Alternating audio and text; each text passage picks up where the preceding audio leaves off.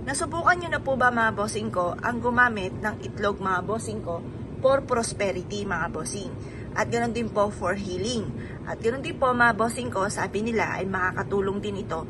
Kung kayo po ay hindi nyo alam kung ano yung tatayaan ninyo, pwede kayong magtanong sa itlog.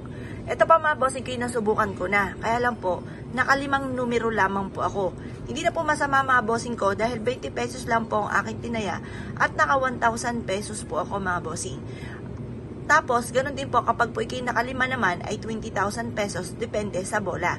Kapag nakaapat na numero ka, 1,000 pesos. Pagka lima, mga 20,000 depende sa laki ng tatamaan mga bossing. Ngayon po mga bossing, ang gagawin nyo lamang po ay ganito. Kumuha po kayo mga bossing ko ng itlog. At pagkatapos mga bossing kayo humarap ka sa gawing silangan. Kung ikaw po ay hindi nyo malaman kung anong inyong tatayaan, kumuha ka ng isang platito at pagkatapos ay magtanong ka sa ating itlog. Sabihin nyo po, sa numero na 1, ako ba ay tatama? Ngayon, hindi daw. Kasi may pagkakataon na matagal po itong matumba. Kapag matagal siyang tumumba, tayaan nyo na po yun kasi rare po yun. Yung mga rare na yan po ang dala ay swerte.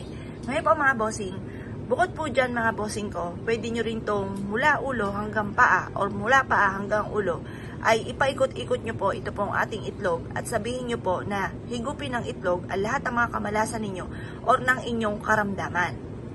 At pagkatapos, ito po ay basagin sa tubig na nasa baso mga bossing. Yung po mga bossing ko, yung mga puti-puti na lulutang, yung po yung mga negatibo na nakuha ng ating itlog.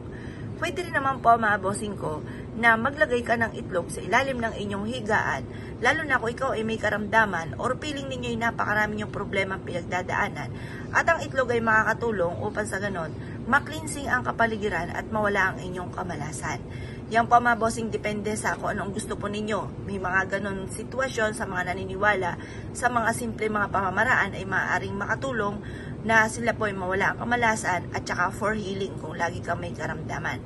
Ganun din po mga bossing ko, sinasabi po nila na maglagay ka ng isang itlog mga bossing ko sa likod ng pintuan ng inyo pong main door at ito po ay magtatawag na swerte. Ngayon po, kung kayo naniniwala at nais po itong gawin, mag-wish ka muna bago nyo po ilagay sa ating mga nabanggit. Punta ka sa gawing silangan at ibulong nyo po dito ang lahat ng inyong ninanais. Lalo-lalo na ang alse ng mga kamalasan na pinagdadaanan po ninyo. Pagtapos na po ay mag-wish mga bossing ko, ibilad nyo lang ito sa sinag po ng araw. At pagkatapos mga bossing ko hanggang alas 8 lamang. At pagkatapos, ito po ay ilagay nyo na sa mga lugar na aking nabanggit or magtanong ka sa itlog kung ano ang inyong tatayaan. Kung kayo naniwala at nais po itong gawin nyo lamang po ito sa umaga at huwag kang gagawa ng pampaswerte sa hapon. Sa umaga, pataas ang sinag ng araw at ang sunod ay liwanag. Sa hapon naman, pababa ang sinag ng araw at ang sunod ay tagdilim. Kaya huwag kang gagawa ng mga pampaswerte mga bossing ko sa hapon. Pero na lamang kung full moon, pwede kang gumawa. Pero kung ordinaryong araw ay huwag kang gagawa. Kung kayo pinaniwala at nais po itong gawin, ay siya mga bossing, good luck po sa inyo po lahat.